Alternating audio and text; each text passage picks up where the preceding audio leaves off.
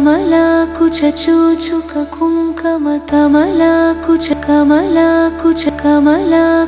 రాముడు రావణుడిపై బాణాలు వేస్తుంటే మరో పక్క వానరులు పెద్ద పెద్ద శిలలతో శిఖరాలతో రావణుణ్ణి కొట్టేవారు. ఒరే ఎర్రి బత్తాయిలు, ఏంట్రా ఈ యుద్ధం చేసే పద్ధతి? అధర్మమంతా మీ రామాయణంలోనే ఉందరా.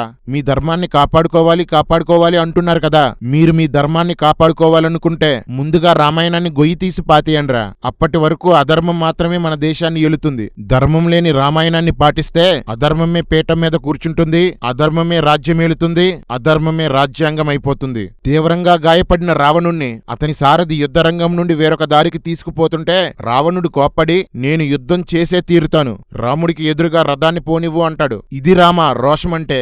చచ్చిపోయినట్లు నటించడం, ఇతరుల సహాయం తీసుకోవడం, అధర్మంగా యుద్ధం చేయడం కాదు రోషమంటే.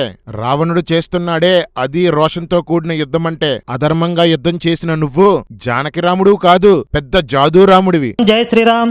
రాముడు రావణుణ్ణి చూసి, విషసర్పం దృష్టిలో పడ్డ మనిషి చచ్చినట్లు నా దృష్టిలో పడ్డ రావణుడు చచ్చి తీరుతాడు అని రాముడంటాడు. తనని తాను విషసర్పంతో పోల్చుకున్న రాముడు యుద్ధం చేసి అలిసిపోయి రాముడు కూర్చున్నాడట. అంతలో అగస్త్యముని వచ్చి, అదేనండి, సూర్యుడు వరుణుడు కుండలో వీర్యాలు కార్చుకున్నప్పుడు పుట్టాడు కదా, ఆ ముని రామునితో ఆదిత్య హృదయం అనే మంత్రం నేర్పించి, ఈ మంత్రం 3 సార్లు జపిస్తేనే నువ్వు రావణుణ్ణి చంపగలవు అని చెప్తాడు. మంత్రం జపించగానే సూర్యుడు రామా త్వరపడము అన్నాడట. వెంటనే రథంపై యుద్ధానికి బయలుదేరాడట. సూర్యుడు మాట్లాడమేంట్రా, ఈ సొల్లేంట్రా, మాకు మా దేశానికి ఈ కర్మేంట్రా.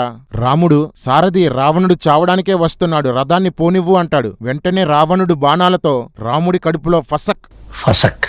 ఒరే పిచ్చి కుక్కల్లారా, రాముడితో లక్ష్మణుడు విభీషణుడు తోడై యుద్ధం చేసినా, ఇంద్రుడు రథం ఆయుధాలు ఇచ్చినా, అగస్త్యుడు మంత్రం నేర్పినా, వానరులు శిలలతో రాముడి పక్షాన యుద్ధం చేసినా ఏం పీకలేదేంట్రా మీ రాముడు?